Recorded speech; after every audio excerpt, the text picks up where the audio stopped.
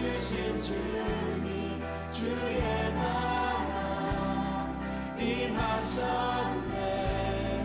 이 땅 위에 주님께 영광.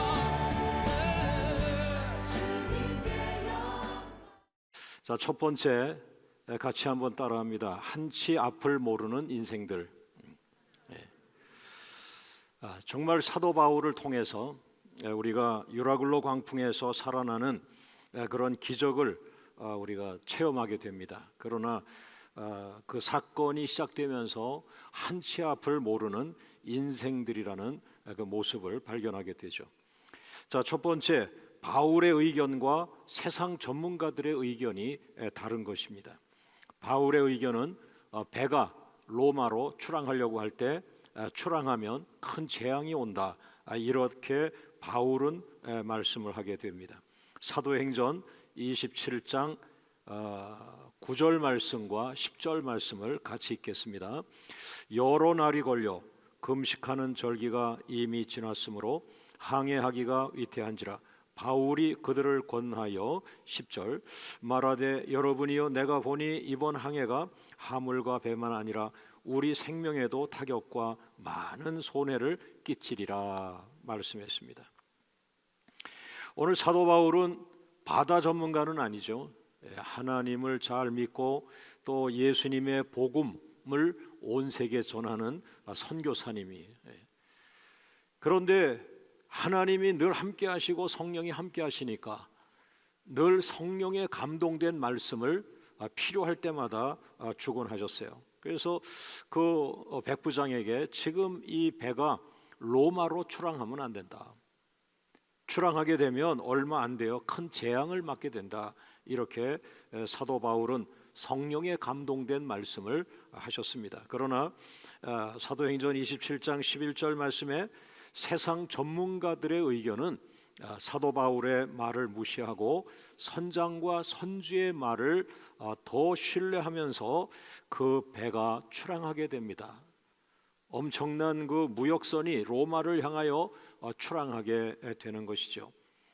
이때 백부장이 선장과 선주의 말을 바울의 말보다 더 믿었다고 한 것은 뭐 지금도 이 세상을 보면 그 목사님이 그렇게 얘기했어요 라고 하지만 우리는 더 전문적인 과학자나 또 의사 선생님이나 또 경제 전문가나 지금은 뭐 모든 분야에 아주 탁월한 전문가들이 있습니다. 그래서 세계 제일가는 그런 그 실력들을 비치하게 되죠. 그래서 지금도 목사님들은 영적인 일들 그리고 신앙적인 일들, 교회에 국한된 일 이렇게 이제 우리가 생각하는데 백부장이 똑같이 선장과 선주의 말을 더 믿었다. 그래서 배가 이제 출항을 하게 되는데 여기서 이 사람들이 증거로 하나 삼는 것이 뭐냐면은 그 시점에서 그 정황을 갖다가 참고하게 되죠. 그때의 정황이 뭐냐면은 사도행전 27장 13절입니다. 같이 한번 읽어보죠. 남풍이 순하게 불매 그들이 뜻을 이룬 줄 알고 닷을 감아 그레데 해변을 끼고 항해하더니 그랬어요. 지금 이 강단이 그레데라고 하는 섬이라고 생각해 보세요. 그래서 여기 이제 항구에서 볼 때에 남풍, 이 남쪽에서 불어오는 그 따뜻한 바람이 부드럽게 온 거예요. 누가 봐도 야, 이게 이렇게 따뜻한 바람이 남쪽에서 부드럽게 순하게 왔다 그랬어요. 그게 정황이라는 거죠. 그 사람들이 보고서 다 지금 누가 봐도 지금은 바다가 고요하고 바람도 남풍 따뜻한 바람이 이렇게 조용하게 불고 있어. 그러니까 지금 배가 가도 괜찮다. 그 선주와 선장님은 평생을 그 지중해 바다를 왔다 갔다 하시면서 살아갈 만한 그런 전문가죠. 그러나 우리가 생각할 것은 갈릴리 호수의 박사님이 베드로라고 하는 어부인데 그 베드로가 고기를 잡지를 못했어요. 어느 구석에 어떤 고기가 나오고 어느 구석에서 어떤 고기가 나오는 어종까지 다 알 수 있을 만한 그런 경험이 아주 많은 그런 어부였지만은 그는 고기를 잡지 못하게 된 것이죠. 여러분, 여기에서 이분들도 마찬가지예요. 남풍이 순하게 분다. 이건 뭐 길조다 이렇게 표현할 수 있겠죠. 이거는 뭐 배가 출항해도 아무 문제 없다. 뭐 많은 경험을 갖고 있다. 많은 경험이 있다 이렇게 표현하니까 이제 사도 바울도 아무 말씀할 수가 없었던 거죠. 자, 두 번째 읽어봅니다. 유라글로 광풍을 만난 인생들. 인생들이라고 하는 표현은 모든 사람들 이렇게 표현할 수 있어요. 자, 사도행전 27장 14절 우리가 같이 한번 읽어봅니다. 얼마 안 돼요. 섬 가운데로부터 유라글로라는 광풍이 크게 일어났다. 그랬어요. 여러분, 이 강단이 그레데라는 섬이라고 그랬어요. 그러면 이쪽에서 항구에서 이제 남풍, 따뜻한 남풍을 순하게 불어오는 것을 보고 이제 괜찮아. 뭐 우리 경험 수없이 많아. 걱정하지 마. 그러면서 전문가의 말을 듣고 이 배가 로마를 향하여, 로마는 이제 저쪽 이제 북쪽으로 이제 가는 거죠. 이거 출발을 하는데 요 그레데 섬을 다 빠져나가지도 않았는데 요 중간에 그레데 섬 가운데에서 갑자기 숨어있던 바람이 쏟아져 나오는데 그것은 뭐냐면은 그 그레데 섬 중앙 정도의 약 2100m 정도 되는 아주 높은 산이죠. 2100m면 그 산 뒤에서 북동풍이라고 하는 북동풍 강한 바람이 숨어 있었던 거예요. 그러니까 이 불과 이 그레데 섬을 빠져나가기도 전에 여기서 순한 남풍을 보고 괜찮아, 길조다. 다시 말하면 괜찮은데 잘 될 것 같은데 이렇게 이제 표현하고 항해를 하는 거예요. 근데 이 그레데 섬이 좀 큰 섬이긴 하지만 이 중앙 그레데 섬 가운데를 통과할 즈음에 강한 이 북동풍의 바람이 숨어 있다가 쏟아져 흘러나오니까 이 남풍, 남쪽에서 올라온 바람과 북동쪽에서 오는 이 바람이 탁 마주치면서 그 자리가 뭐가 돼요? 충돌, 전쟁터가 되는 거예요. 그런데 그 광풍의 이름이 유라글로라는 거예요. 유라글로. 저는 이제까지 설교를 해도 유라글로라는 이름이 뭐 자세히는 제가 연구를 한 바가 없는데 이번에 책을 보니까 이 유라글로라는 말이 북동풍이라는 말이에요. 북동풍. 유라글로에서 유라스, 유라가 북쪽을 가리켜요. 그 다음에 굴로라는 게 아킬로라는 말에서 온 건데 이게 동풍, 그러니까 이 지역에서는 아주 유명한 바람이에요. 그래서 북동풍, 그 그레데 섬의 북동풍, 이건 뭐 사람을 힘들게 할 뿐 아니라 어부들이나 배를 타고 가는 사람들에게는 치명적인 바람인 거죠. 우리나라에 태풍이 불어오듯이 그 지중해에서 가장 무서운 바람이 이 북동풍, 유라글로라고 하는 광풍이 숨어 있었던 거예요. 자, 세 번째, 그러나 어떻게 됐어요? 이미 유라글로 광풍은 터져버렸어요. 문제가 터져버렸어요. 그러니까 이제는 어떻게 해야 돼요? 내가 불순종을 해서 고난이 터졌든지, 내가 하나님의 그 사명을 저버려서 고난이 왔든지, 일단 고난이 왔기 때문에 어쩔 수 없어요. 피할 수 없어요. 고난과 한판 승부를 해야 돼요. 자, 세 번째 같이 읽습니다. 시작. 유라글로 광풍과의 한판 승부 그랬어요. 근데 이것도요, 세상 사람들, 세상 전문가들의 방법이 달라요. 이 세계 전문가들, 세상 전문가들은 그분들대로 합리적인 방법으로 문제를 해결하는 거예요. 그러면 첫 번째 합리적인 방법이 뭐예요? 강하게 그 북동풍이 불어서 배가 지금 막 뒤집힐 정도로 막 강하게 가니까 27장 17절 말씀에 연장을 내리고 그냥 쫓겨갔다, 이런 표현이 있어요. 뭐냐 하면은 연장이라는 거는 뭐 핸들이라든지 여러 가지의 그 배를 움직이는 그런 기구들인데 이것을 움직일 수가 없는 거예요. 너무 상황이 어렵고 힘들고 사람의 힘으로, 기술자 힘으로, 선원들의 힘으로 이길 수가 없으니까 연장을 내리고 그냥 쫓겨갔다. 우리가 할 일이 없다. 그냥 연장 내려놔라. 뭐 운전할 생각도 하지 마라. 그냥 맡겨라. 뭐 이런 정도의 절망스러운 표현했고요. 두 번째는 뭐냐면 짐을 바다에 던져라. 짐을 바다에 던져라. 연장을 내려놨음에도 불구하고 배가 계속 풍랑의 싸움과 고난 속에 발려 들어가니까 짐을 바다에 던져라. 여러분, 이 사도 바울이 타고 가는 이 배는요, 무역선입니다. 무역선. 지금 그 뉴욕이라든지 이런 그 세계적인 도시에 항구들이 있습니다. 온 세계 200개 이상의 나라에서 그 항구에 옵니다. 왜? 최고의 무역항이기 때문에. 돈 벌기 위해서.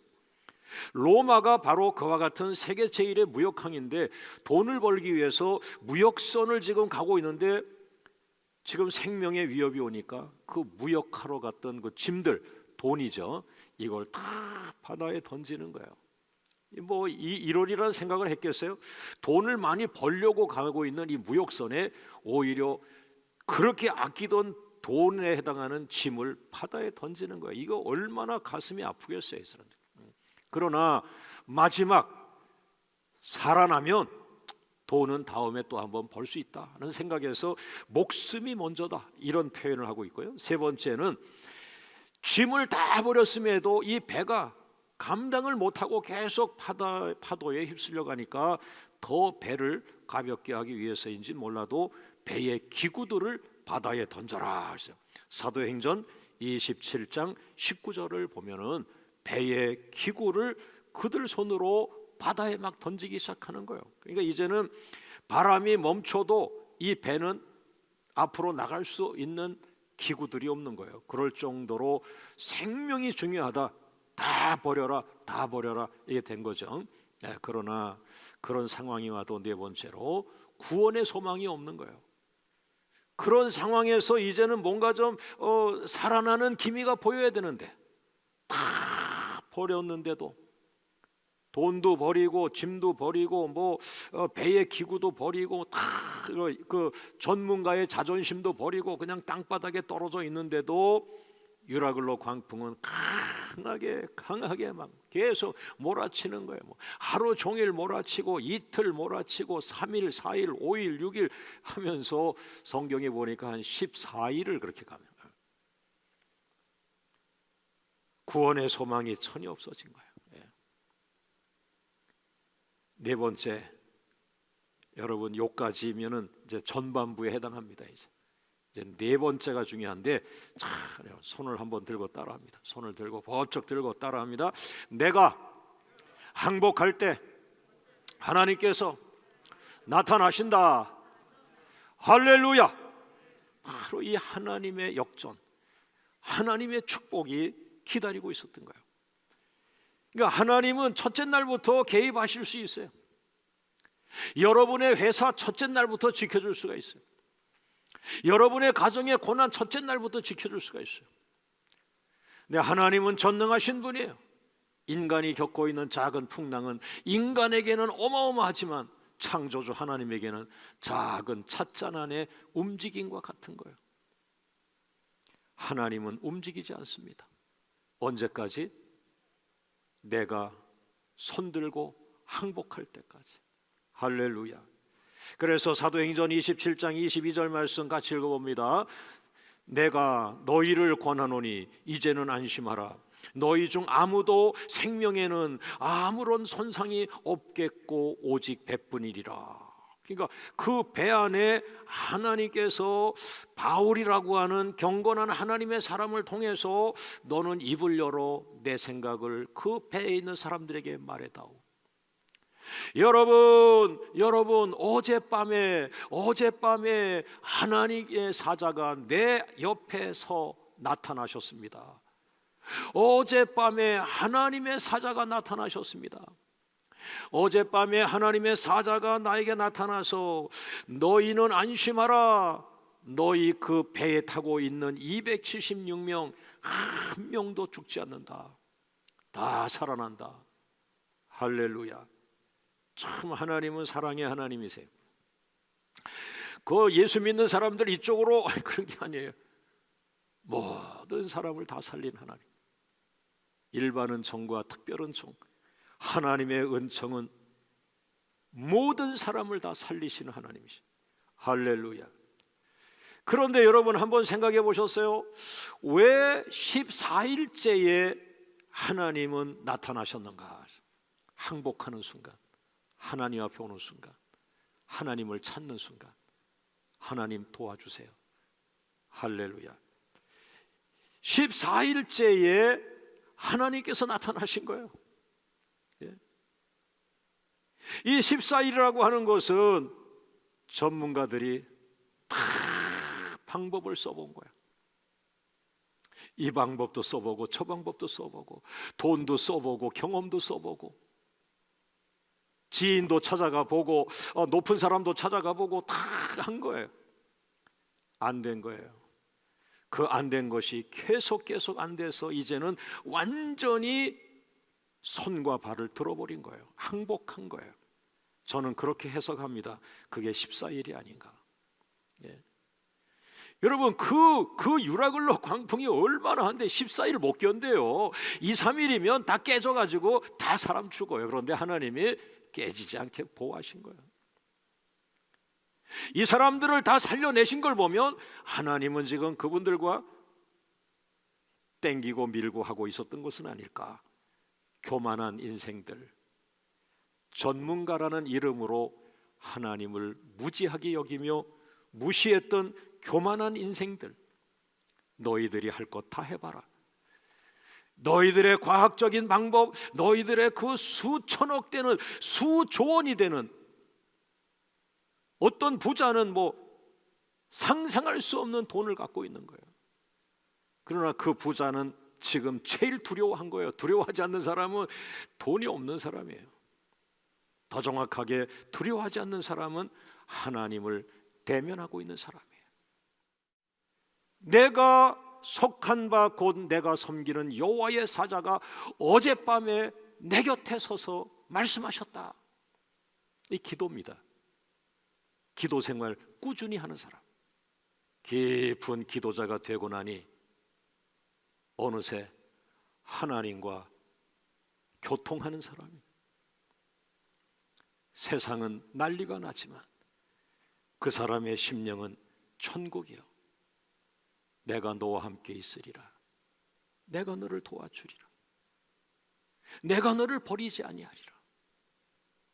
내가 가는 곳마다 너 때문에 그들이 복을 받고 너와 함께 비행기를 타서 그 사람들이 너 때문에 복을 받을 것이고 너 때문에 그 배에 같이 탄 사람들이 다 살아날 것이다. 야, 이런 기도의 응답을 받는다면 세상이 요동쳐도 두려워하지 않습니다. 나 두렵지 않네. 나 두렵지 않네. 예. 할렐루야.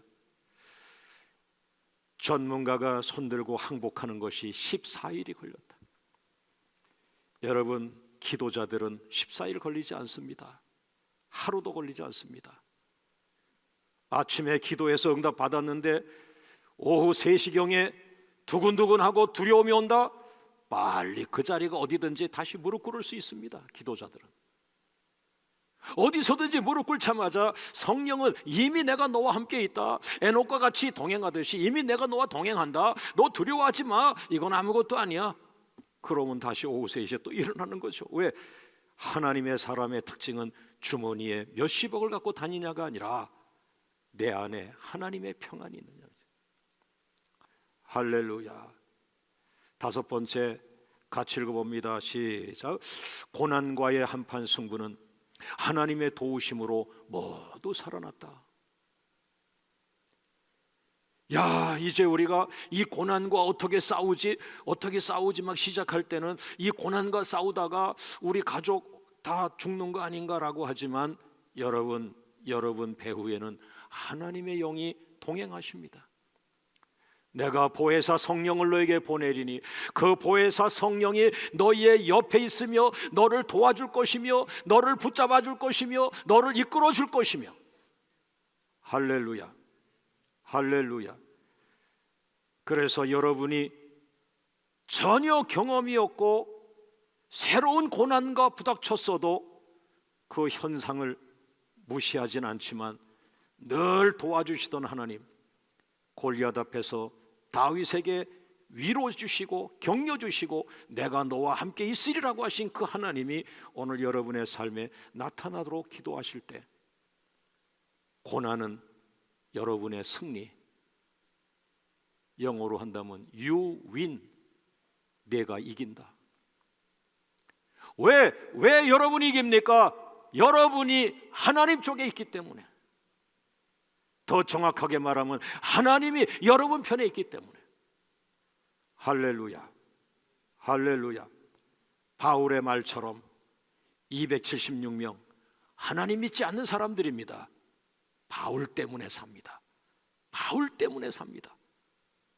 하나님 믿지 않는 사람들, 하나님 믿지 않는 사람들, 한국 교회 때문에 삽니다. 한국 교회가 어느 날 하나님의 입이 될 것입니다. 하나님은 한국 교회를 통해서 말씀하실 겁니다. 대한민국 5천만 백성들을 향해서 안심하라. 한 명도 죽지 않고 다 살아날 것이다. 할렐루야, 할렐루야. 자, 마지막 6번째로 갑니다. 따라하죠. 사명자는 죽지 않는다. 사도행전 27장 24절 말씀 같이 읽습니다. 바울아, 두려워하지 말라. 네가 가이사 앞에 서야 하겠고. 여러분, 오늘 우리가 살아날 말씀을 주고 있어요.